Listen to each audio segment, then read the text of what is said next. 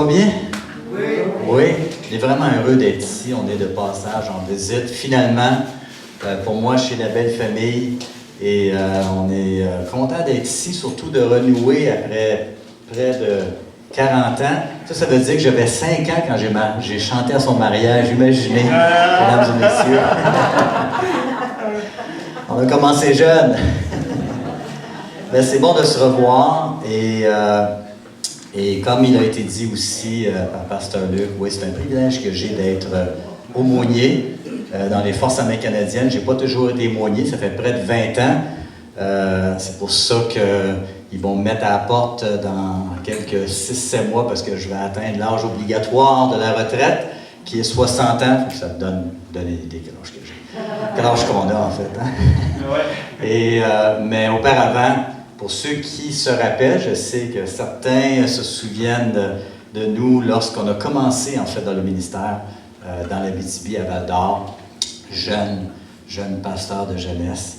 Et c'est là que j'ai pu rencontrer ma charmante épouse André, notre belle famille. Et puis, depuis maintenant près de 40 ans, on a l'occasion de servir Dieu. Et depuis près de 20 ans, de le servir au sein des Forces armées canadiennes, qui est un privilège. Imaginez de pouvoir servir nos soldats comme aumôniers, comme pasteurs.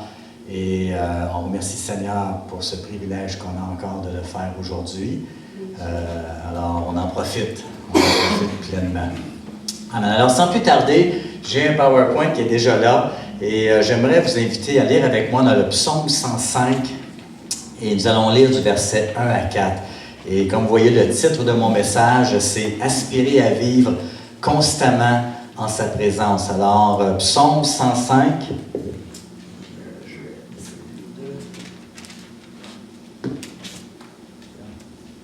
Les fameux masques, hein? Toujours mêlés là-dedans. Psaume 105, versets 1 à 4. Et c'est probablement un psaume qui vous est familier. « Louez l'Éternel ». Et je vais lire dans la Bible du Sommeur. Vous avez la Bible de Louis II avec vous. Je lis dans la Bible du Sommeur. « Louez l'Éternel et faites appel à lui. Publiez parmi les peuples ses hauts faits. Chantez à sa gloire et célébrez-le en musique. Racontez sans cesse toutes ses merveilles. Soyez fiers de lui, car il est très saint. Que le cœur de ceux qui sont attachés à l'Éternel soit rempli de joie. Tournez-vous vers l'Éternel et faites appel à sa force.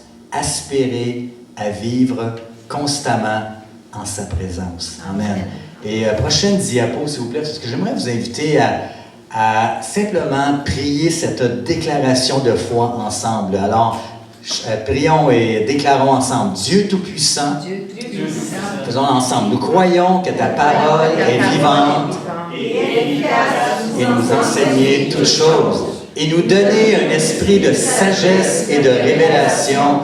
Nous déclarons que nos cœurs sont ouverts et réceptifs, afin que nous soyons transformés par le renouvellement de l'intelligence et discerner quelle est la volonté de Dieu, ce qui est bon, agréable et parfait, dans le nom de Jésus. Amen.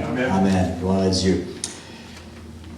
La présence de Dieu est probablement, avec la foi, l'un de mes sujets préférés. J'aime expérimenter, j'aime vivre la présence de Dieu. Et ce matin, j'aimerais qu'on puisse regarder 3 raisons. Pourquoi c'est tellement important d'aspirer et d'expérimenter sa présence. Premièrement, Dieu veut notre attention.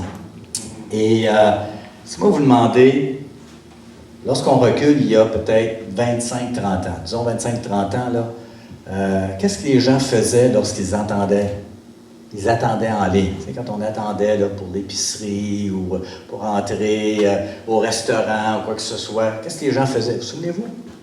Qu'est-ce que les gens faisaient? Hein? Ils avaient le droit dans ce temps-là. Les gens fumaient, hein? En public. Hein? Les gens, quand ils attendaient, ça fumait. Peu importe où ce qu'on était. Hein? On oublie ça. Mais avant, les gens avaient le droit de fumer partout. Et aujourd'hui, c'est plus permis. Qu'est-ce que les gens font? Cellulaire. Vous remarquez, hein? Qu'est-ce que les gens font maintenant en attendant? Ça pitonne, ça texte. Hein? C'est incroyable de voir les gens aujourd'hui, même en train de marcher. Tu vois les gens, dernièrement, j'ai dû aller dans un endroit prendre l'ascenseur. Il y avait une dame Et je vous le dis, j'ai jamais vu quelqu'un être capable de texter aussi vite. Elle devait être à 100 mots minute. Je pense qu'elle était plus rapide que sur un clavier. Là. C'était comme incroyable. Là. Puis tenait ça.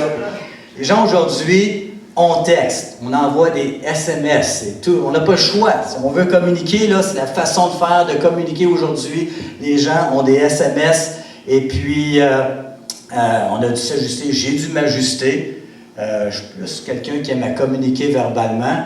Alors, j'ai dû m'ajuster, puis je remercie mon épouse parce que des fois encore, elle va m'aider avec toutes les plateformes, puis Facebook, puis je ne suis pas encore sur Instagram. Peut-être un jour, mais je ne suis pas encore rendu là.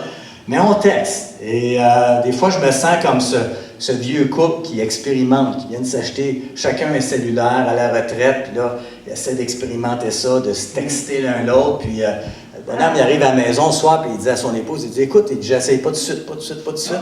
Ça va venir, ça sera pas long, mais il dit, écoute, j'ai essayé toute la journée de t'envoyer des textos, puis il dit, tu me réponds pas. Fait qu'elle dit, montre-moi donc ça, là, qu'est-ce que tu fais? Voyons, elle dit, tu utilises la calculatrice. Des fois, je me sens un peu comme ça.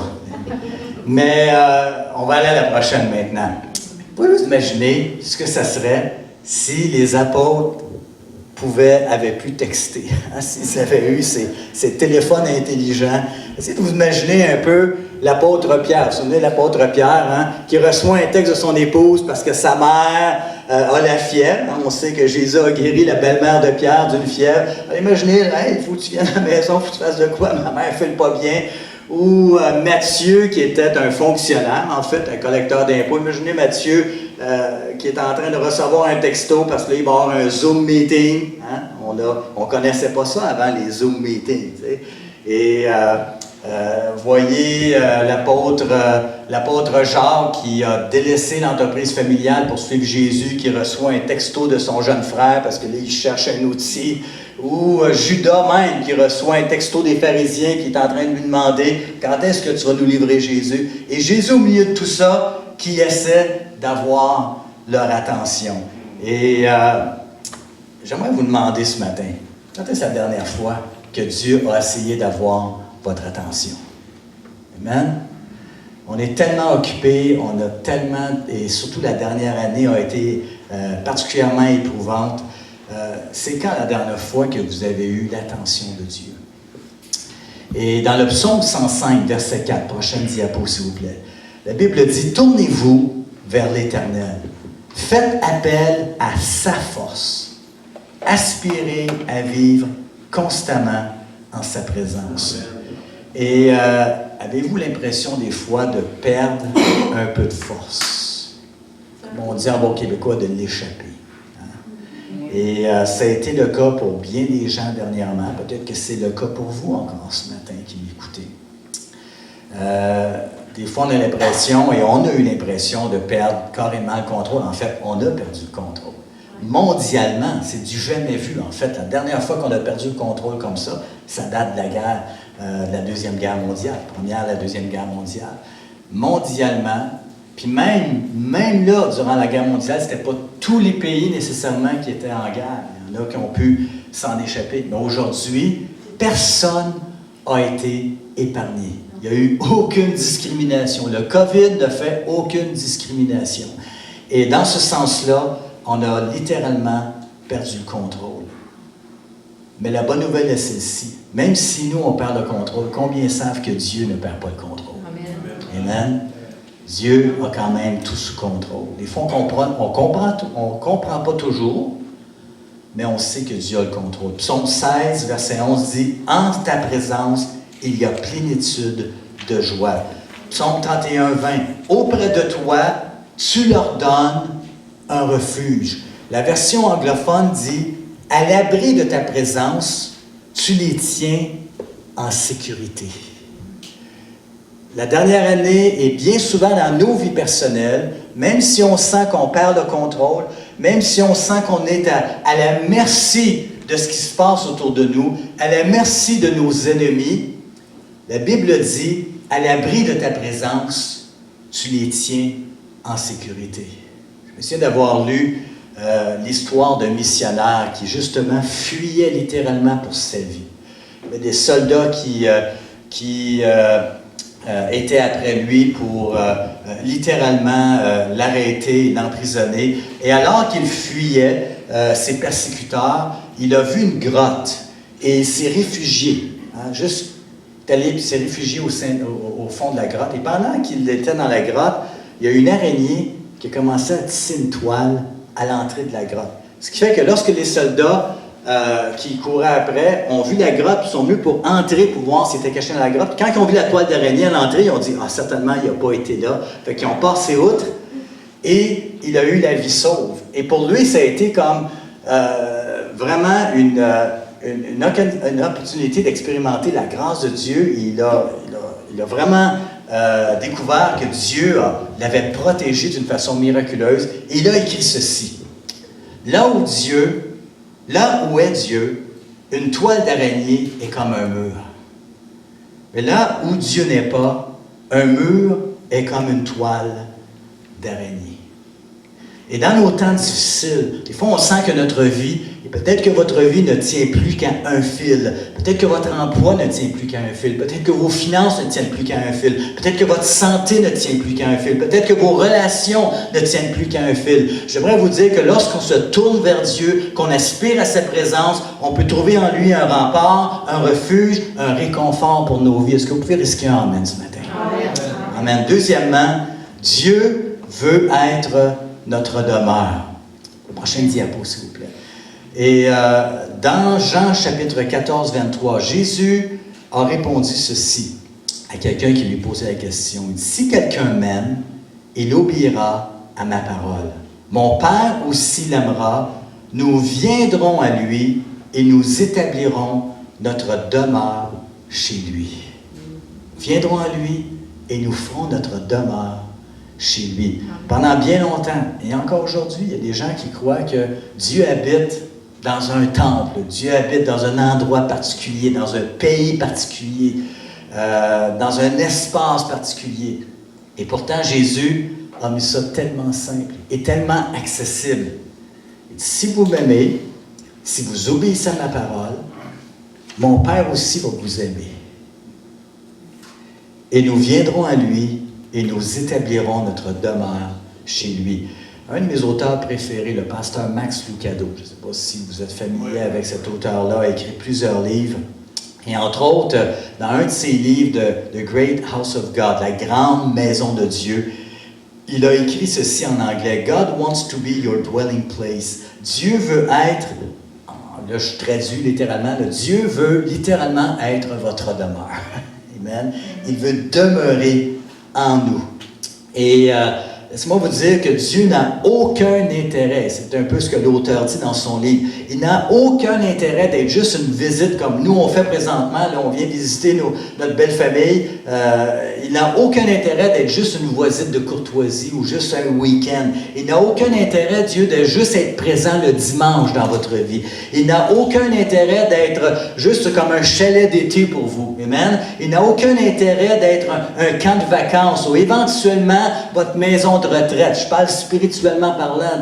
Parce que bien des fois, on se dit, mais que je sois retraité, là, je vais avoir du temps pour Dieu. Là, j'aurai du temps pour m'approcher de sa présence. Dieu est beaucoup plus intéressé. En fait, Dieu veut pleinement vivre à temps plein sous votre toit. Amen. Maintenant et toujours. Il veut être votre adresse postale. Amen. Il veut être votre point de référence. Dieu est intéressé à votre vie. Dieu est intéressé à être présent dans votre cœur. Il veut votre cœur. Dieu est intéressé à être présent au bureau, au travail. Il est intéressé à être présent dans votre carrière, dans votre voiture, dans votre mariage, dans votre famille, dans vos relations, dans vos bonnes relations, dans vos mauvaises relations. Il est intéressé à être présent dans vos décisions, dans vos peurs, dans vos doutes, dans vos joies, dans vos victoires. Il veut occuper tous les recoins de votre vie. Amen ce matin? Amen. Amen. Psaume 105, verset 3. Prochaine, s'il vous plaît. Soyez fiers de lui, car il est très saint. Je trouvais intéressant. C'est dans la Bible du Sommeur, encore une fois. Je trouvais intéressant que le psalmiste écrive cela. Soyez fiers de Dieu. Je sais pas si vous êtes fiers de votre maison, de votre appartement. Souvent, lorsqu'on fait des rénovations, vous êtes comme moi, on fait des rénovations, vous ajoutez quelque chose, vous aménagez votre cour, puis là, vous invitez les gens, puis on aime ça, hein, montrer ce qu'on a fait. Et dernièrement, on a visité quelqu'un, puis il venait de s'installer une belle piscine, puis il était fier de montrer toutes les choses qu'il avait réalisées. C'est normal, on aime, on est fier de ce qu'on est, ou on est fier de ce qu'on a, ou on est fier de ce qu'on a rénové, puis c'est correct de pouvoir d'être fier dans ce sens-là.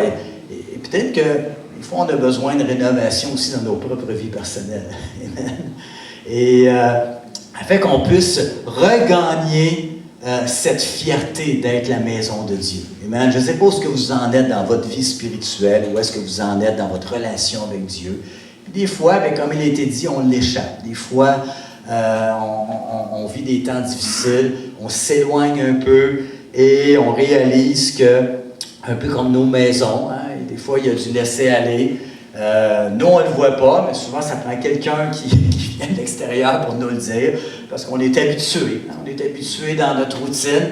Et spirituellement, c'est un peu comme ça. T'sais. On développe des habitudes, des fois, on développe même des mauvaises habitudes, et on réalise que spirituellement, on a besoin un peu de rénovation. Et ce matin, je veux vous encourager à être fiers de votre demeure spirituelle. Amen. Soyez fiers de connaître Dieu. Soyez fiers d'être appelés ses fils et ses filles. Amen. Soyez fiers de son salut. Soyez fiers de son pardon. Soyez fiers de sa guérison. Soyez fiers qu'il pourvoit à tous nos besoins selon sa richesse avec gloire en Jésus-Christ. Amen. Amen.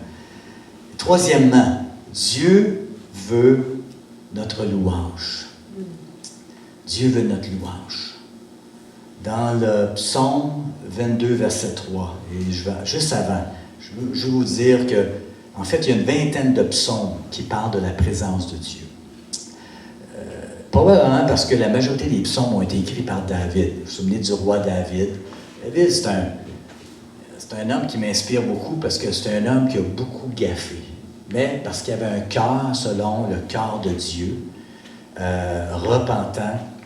David savait avouer ses erreurs, ce qui n'était pas le cas de Saül, hein, le roi Saül, qui était très orgueilleux, puis qui voulait faire les choses à sa façon. En fait, David a fait des choses pires que Saül. Quand vous pensez, là, David, c'était pas mal pire. Il a échappé pas mal plus que Saül. Et pourtant, Dieu s'est tourné beaucoup plus vers David parce qu'il avait le cœur selon le cœur de Dieu. Amen, un cœur repentant. Et c'est probablement pour cela qu'il a écrit la majorité des psaumes, et dont une vingtaine qui parlent de la présence de Dieu. Parce que David, c'était aussi un musicien, c'était un compositeur. Alors, quand ça allait mal, qu'est-ce que David faisait?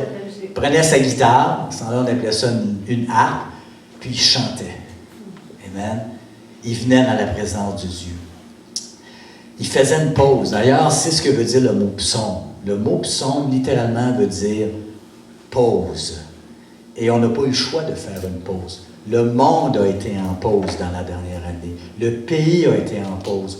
La province a été en pause. Et ça a été une occasion pour chacun d'entre nous de faire une pause dans nos vies aussi. Et pour plein de gens, ça a été une réflexion. Et combien j'ai entendu des gens dire « Hey, j'ai changé ma façon de faire les choses. Je suis pas mal moins carriériste. » Et j'ai refocusé sur les enfants, refocusé sur les relations avec les gens, refocusé sur l'Église, refocusé sur ma relation personnelle avec Dieu. C'était une belle occasion, en fait, de faire une pause. Et lorsqu'on fait une pause, c'est une opportunité de revenir à la prière. Amen. De louer en nous, élevant nos voix, non seulement avec notre bouche, mais avec nos âmes, avec notre cœur. Et la Bible dit, lorsqu'on fait cela, ça plaît à Dieu. En fait, Dieu prend plaisir à nos prières, à nos louanges, à nos chants. Et c'est là que je veux qu'on regarde le psaume 22, verset 3 ensemble, qui dit « Tu sièges au milieu des louanges d'Israël. » Combien savent et combien croient que nous sommes maintenant l'Israël spirituel de Dieu? Bien entendu, il parlait du peuple d'Israël qui existe encore aujourd'hui. Mais la Bible dit aussi qu'en Jésus-Christ, nous sommes appelés le peuple de Dieu. Nous sommes son Israël spirituel, si on veut. Alors ce texte, en tout cas, moi je me l'approprie. La Bible dit, lorsqu'on loue, Dieu est présent. Il siège au milieu des louanges de son peuple. Lorsque on loue l'Éternel, Dieu manifeste sa présence. Il s'assit littéralement parmi nous. Amen. Non seulement c'est nous qui allons dans sa présence, mais c'est lui aussi qui vient dans notre présence. Avec Dieu, on n'a pas besoin de respecter le 2 mètres. Merci Seigneur. On peut s'approcher de lui. Il n'y a pas de problème de contamination. Amen. On peut s'approcher de lui. Alléluia. Et combien de fois j'ai été témoin de la manifestation de Dieu et des gens qui ont été littéralement touchés dans sa présence, dans la louange, particulièrement dans la louange. Bien entendu, il y a bien des occasions pour Dieu de nous toucher. Lorsqu'on lit sa parole, lorsqu'on écoute un message de la parole, oui, il va toucher nos cœurs. Mais combien de fois j'ai expérimenté des personnes à être littéralement touchées dans la louange? Je me souviens lorsque j'étais un jeune pasteur et que je prêchais. Et bien souvent, vous savez comment sont les jeunes, hein? C'est la distraction, là, c'est... Mike, on a fait des choses pour attirer leur attention. Si je vous comptais tous les jeux et les niaiseries qu'on a faites, littéralement, juste pour garder l'attention des adolescents, c'est pas toujours évident. Et combien de fois, même lorsque je prêchais, je voyais des jeunes dans ma jeunesse qui ne m'écoutaient pas pantoute. Ça leur passait 45 pieds des fois. Je pensais ça, que mon message leur passait 45 pieds par-dessus la tête. Souvent, ils parlaient avec leurs voisins. Puis, dans mon esprit, ça me disait, des fois, j'avais le goût d'arrêter. J'ai vu des pasteurs de jeunesse faire ça, puis se mettre tellement à dos les jeunes, parce que là, ça les frustrait. Puis, je me souviens à un moment donné d'avoir été prêché dans une retraite spirituelle. Puis c'est ça, les jeunes étaient... Il y avait quand même un bon groupe de jeunes, une quarantaine de jeunes qui étaient là, puis tout le long de la louange, les jeunes, ça ne chantait pas, ça ne participait pas. Le pasteur a dit, ça n'a pas de bon sens, on a tout préparé ça pour vous autres, puis vous écoutez pas, puis vous chantez pas, puis en tout cas, vous êtes donc ingrats, puis bon, on a un invité spécial, pasteur Richard Bastien, puis il me donne le micro, puis moi j'arrive, puis là, c'est comme, wow, c'est, imaginez, les jeunes étaient condamnés. La première chose que j'ai faite, je les ai félicités d'être là. T'sais. Puis tout ça pour dire que combien de fois j'ai prêché moi-même, il n'y avait pas d'attention des jeunes. Puis le Seigneur me disait, fais-toi-en pas, continue à prêcher, continue, prêche. Moi, je te demande de prêcher, moi je veux faire, c'est moi qui fais là. T'sais. Et André est là pour en était témoin aussi. On prêchait la parole, il semblerait que ça n'écoutait pas. Puis là, tu faisais un appel. Prenais la guitare, faisais un appel, puis les jeunes s'avançaient, puis là, je les voyais littéralement toucher, littéralement pleurer dans la présence de Dieu. Puis tu avais l'impression qu'ils ne t'avaient pas écouté, puis peut-être qu'ils ne m'avaient pas écouté. Ce qui était important, c'est qu'ils étaient en train d'écouter ce que le Saint-Esprit faisait dans leur vie. Amen. Et je me souviens lorsque j'ai été déployé, la première fois que j'ai été déployé à Kaboul, en Afghanistan, en 2004, lorsque je suis rentré dans les forces. Et par la grâce de Dieu, à ce moment-là, moi, je n'étais pas aumônier, j'étais officier de la logistique, mais mon aumônier, c'était le pasteur Normand Cholette. Je ne sais pas s'il y en a parmi vous qui le connaissent. C'est un pasteur évangélique comme moi, en fait, même des Assemblées Pentecôte du Canada. Et c'était comme le hasard de Dieu qu'on se retrouve en même temps, sous le même déploiement. Et Normand, bien, il faisait des réunions à la chapelle militaire. Puis on invitait les militaires à venir. Puis lorsque tu es déployé dans un théâtre de guerre, comme l'Afghanistan, où est-ce que tu n'as pas le droit de sortir du camp, bien, il n'y a pas grand-chose à faire que ce qu'on va t'offrir, tu sais. Et je me souviens qu'il y avait l'église le dimanche matin, puis le bingo le dimanche soir, tu sais, c'est ce qu'il y avait. Et Normand faisait même des études bibliques. Il avait commencé à faire une étude biblique sur la Bible qui avait intéressé beaucoup de gens. Et il y a des gens qui venaient, des militaires qui venaient. Souvent, c'était des militaires qui avaient déjà suivi le Seigneur, qui avaient délaissé pour plein de raisons, puis là, ils voyaient une opportunité de revenir. Et on a vraiment vu la main de Dieu agir. Et moi, je participais, je l'aidais avec la louange. Et je me souviens, un soir, alors que tout le monde était parti, il y a un homme qui est demeuré, un adjudant-maître. Et si vous êtes familier avec les grades, là, dans les forces, un adjudant-maître, c'est un sous-officier qui est très haut gradé. Okay? En fait, c'est l'avant-dernier du plus haut gradé comme d'adjudant-chef. Et chez les hommes du rang, c'est des gens qui sont très, très respectés. Tu ne te mets pas à dos un adjudant-maître. Il y a un frère qui est un ancien 22, là, puis lui, il sait de quoi je parle. Hein? Tu ne te mets pas à dos un sergent puis un sergent, c'est plus bas, là, tu sais, t'as l'adjudant, puis l'adjudant-maître, puis l'adjudant-chef. Alors, c'était le chef cuisinier, un homme avec beaucoup de responsabilités. Il était responsable de nourrir le contingent canadien sur 3-4 camps, beaucoup de responsabilités.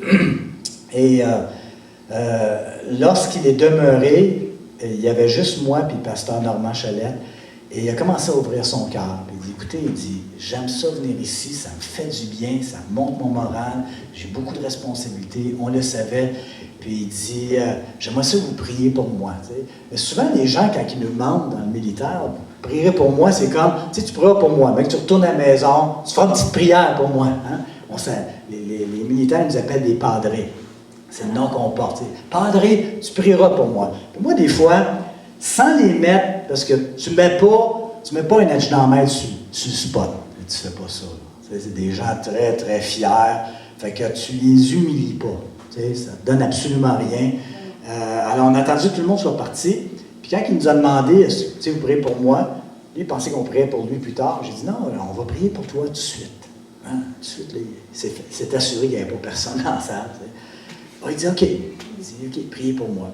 Puis j'ai simplement fait une simple prière. Vous savez, des fois, la prière, là, combien ça n'a pas besoin de compliquer avec Dieu? Hein? Simple prière. Tu gardes ça simple.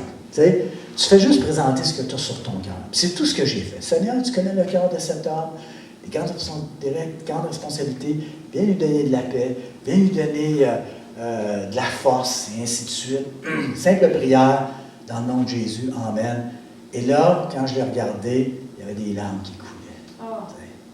Et encore une fois, un adjudant-maître, ça ne montre pas ses émotions. Ça ne montre pas ses émotions. Des hommes de discipline, des femmes de discipline. Puis, mais là, il s'est laissé vulnérable et touché. Puis il nous a regardé, puis il dit, lorsque j'ai reçu mon grade de sergent par le général un tel, et je pensais que c'était le plus grand moment de ma carrière, ça. Mais je peux vous dire que ce que je viens de vivre, là, il dit, ça, c'est le plus grand moment de ma carrière. Amen. Combien savent qu'une simple prière peut être le plus grand moment de votre vie ce matin? Amen. Amen. Amen. Apocalypse chapitre 5, versets 7 et 8. Et je vais terminer dans pas long. Si on peut aller à la prochaine diapo.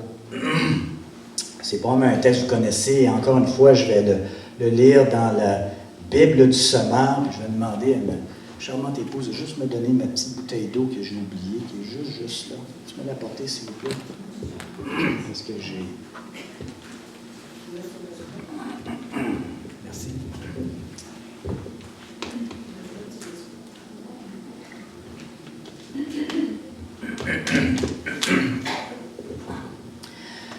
Alors, dans l'Apocalypse, chapitre 5, versets 7 et 8, nous disons ceci. L'agneau s'avança pour recevoir le livre de la main droite de celui qui siégeait sur le trône. En fait, vous le savez, l'Apocalypse, c'est comme une photographie de ce qui va se passer dans le ciel, ou des fois de ce qui se passe littéralement dans le ciel. Et ici, il en est ainsi. Lorsqu'il eut pris le livre, les 4 êtres vivants et les 24 représentants du peuple de Dieu se prosternèrent devant l'agneau qui est Jésus. Ils avaient chacun une harpe et des coupes d'or remplies d'encens qui représentent les prières des membres du peuple saint. Dans votre Bible, Romain Louis II, ça dit « des coupes d'or remplies de parfums qui sont les prières des saints ». La Bible dit que lorsque nous prions, lorsque nous louons Dieu, lorsque nous exprimons devant Dieu, lorsque nous le chantons, la Bible dit, et on compare cela à un bon parfum qui monte vers Dieu, vers le trône de sa grâce. Amen. Je ne sais pas si, peut-être que vous faites face à des périodes difficiles. Peut-être que votre vie, là, c'est tough. Peut-être que vous m'écoutez ce matin, puis c'est pas évident. Et des fois, c'est pas évident. Mais j'aimerais vous encourager ce matin à commencer ou à recommencer à prier Dieu. Amen. J'aimerais vous encourager à recommencer à le louer, à le chanter. Faites-le par la foi, parce que des fois, ça ne nous tente pas. Est-ce qu'on peut être honnête ce matin? Des fois, là, ça ne nous tente pas de prier. Des fois, ça ne nous tente pas de louer. ça ne nous tente pas de chanter. Comme David, lorsqu'il était persécuté, imaginez-vous, David là, avait marié la fille de Saül qui était le roi. Avant que David devienne le roi, il avait marié la fille de Saül. Et ce même roi qui représente son patron, parce que David était un soldat aussi, donc faisait partie de l'armée de Saül. Saül qui représente son patron, qui représente son beau-père, qui représente son président, son premier ministre, courait littéralement après lui pour le tuer. Comment vous aimeriez ça? Que la personne qui représente votre boss, votre beau-père, puis le premier ministre vous court après pour vous tuer. Ça n'allait pas bien dans sa vie. Mais c'est là que David, même si ça ne tentait pas, prenait sa guitare, prenait sa harpe et a composé des chants comme le psaume 103. Quand vous regardez le contexte du psaume 103, c'est justement ce qui se passait. David se réfugiait parce qu'il y avait des gens qui voulaient l'atteindre pour le tuer. Et David a écrit des psaumes dans le sens de que mon âme loue l'Éternel, mon âme bénit l'Éternel, il n'oublie aucun de ses bienfaits. Puis le texte littéralement, c'est vraiment mon âme, je te prends par le chignon du cou, tu n'as pas le goût de louer l'Éternel, mais tu vas louer l'Éternel pareil. Parce que c'est quoi? C'est la bonne chose à faire. Amen. Lorsque tout va mal, lorsque tout est désespéré, lorsque les moments sont difficiles, lorsqu'on perd le contraire, la bonne chose à faire, c'est pas de se plaindre, fait du bien des fois de se plaindre, c'est pas de critiquer ce qui se passe, c'est pas de critiquer les gouvernements, c'est pas de critiquer les choses autour de nous, ça changera absolument rien de toute façon. La bonne chose à faire, c'est quoi? C'est de louer l'Éternel. Amen? Par la foi.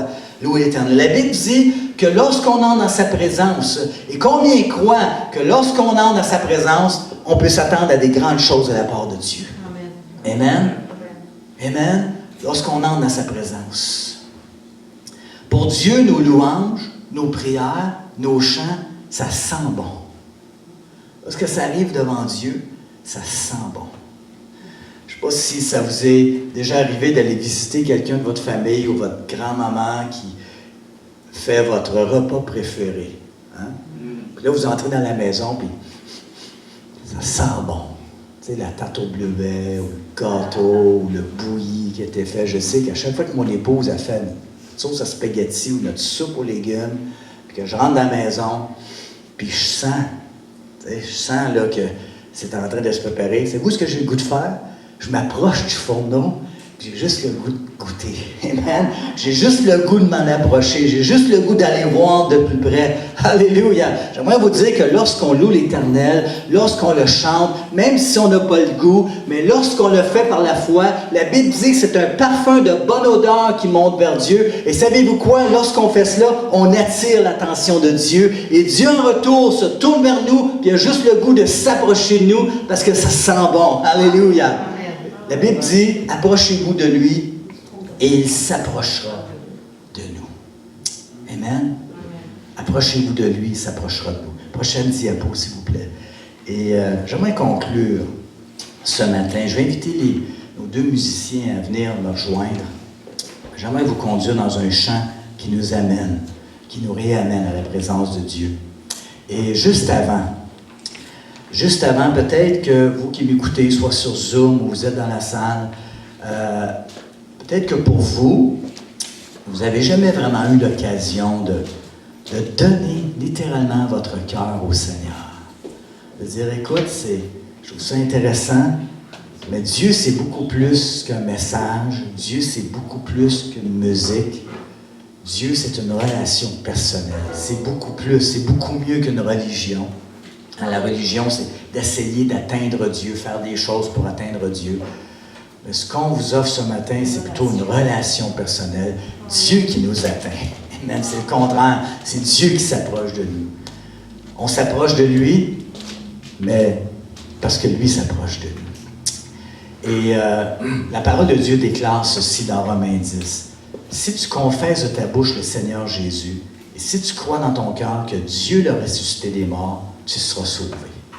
Aussi simple que cela. Pouvez-vous répéter cette prière avec moi? Faisons-le ensemble. Seigneur Dieu, pardonne mes péchés et viens dans mon cœur. Je t'accepte comme mon sauveur et mon Seigneur. Merci de me sauver et de me donner la vie éternelle. Au nom de Jésus. Amen. Amen. Savez-vous quoi? Nous croyons ici, à l'Église, que si vous avez été sincère dans cette prière, c'est pas plus compliqué que ça. Vous êtes en route vers le ciel. Parce que c'est un salut qui est gratuit. Et il y a plein de gens ici, avec Pasteur Luc, qui sont prêts à répondre à vos questions. Alors, si vous avez des questions, gênez-vous pas.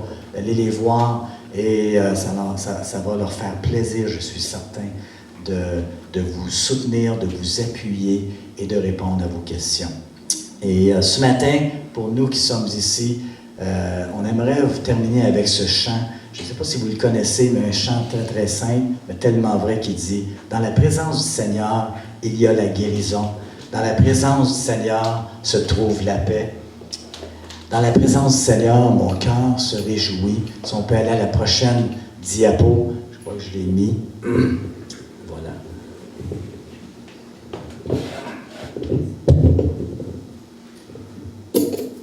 Et dans la présence du Seigneur, je suis béni. Et ce matin, quelle que soit votre détresse, quels que soient vos besoins, quelle que soit votre situation, quelles que soient vos difficultés, lorsqu'on aspire à sa présence, lorsqu'on vient dans sa présence, lorsqu'on le fait par la foi, Dieu se manifeste. Et j'aimerais vous inviter à chanter ce chant avec moi, et alors qu'on le chante ensemble, de simplement, littéralement, ouvrir votre cœur à Dieu, et de simplement vous exprimer, dans vos mots, simplement exprimer votre besoin. Peut-être que c'est un besoin pour quelqu'un d'autre. Peut-être que c'est un besoin pour vous-même. Simplement l'exprimer à Dieu en toute simplicité. Pas besoin de mots compliqués. Pas besoin de beaucoup de mots. Une simple prière peut être un moment tournant dans votre vie. Présence du Seigneur, il y a la guérison. Dans la présence du Seigneur se trouve la paix. Dans la présence du Seigneur, mon cœur se réjouit. Dans la présence du Seigneur, je suis béni. Est-ce qu'on peut chanter ensemble, en élevant nos cœurs, en élevant nos voix, amen? Quel que soit notre besoin ce matin, guérison, pardon, que Dieu agisse dans vos relations personnelles. Amen. Un nouveau départ, un tournant dans votre vie. Chantons-le par la foi. Dans la présence du Seigneur, il y a la guérison. Dans la présence du Seigneur se trouve la paix. Dans la présence du Seigneur, mon cœur se réjouit. Dans la présence du Seigneur, je suis béni. Encore une fois ensemble. Dans la présence du Seigneur, il y a la guérison. Dans la présence du Seigneur se trouve la paix. Dans la présence du Seigneur, mon cœur se réjouit. Dans la présence du Seigneur, je suis béni. Prenons un temps pour élever nos cœurs, élever nos voix ensemble. Alléluia. Seigneur, on vient devant toi, Seigneur. Alléluia, Jésus. Tel que nous sommes,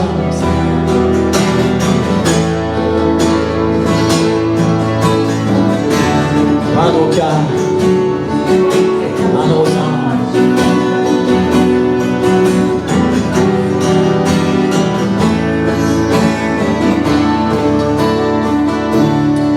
Seigneur, merci pour ta présence ce matin.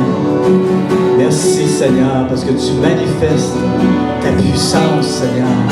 Lorsqu'on s'approche de toi, ta parole déclare que tu t'approches de nous, Seigneur. Alors par la foi, Seigneur, on vient devant toi et on dépose au pied de la croix tous nos besoins, tous nos fardeaux, tous nos soucis, Seigneur. Prends-les. Prends-les ce matin, Seigneur.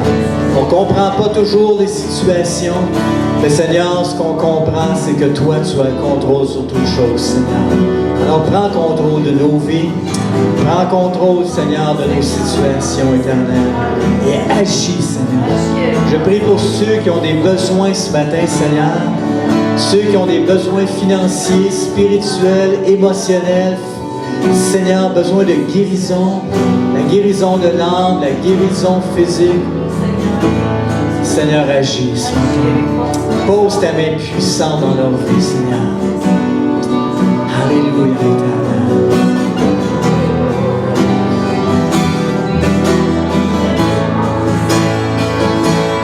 Dans la présence du Seigneur, il y a la guérison. Dans la présence du Seigneur se trouve la paix. Dans la présence du Seigneur, mon cœur se réjouit. Dans la présence du Seigneur, je suis béni.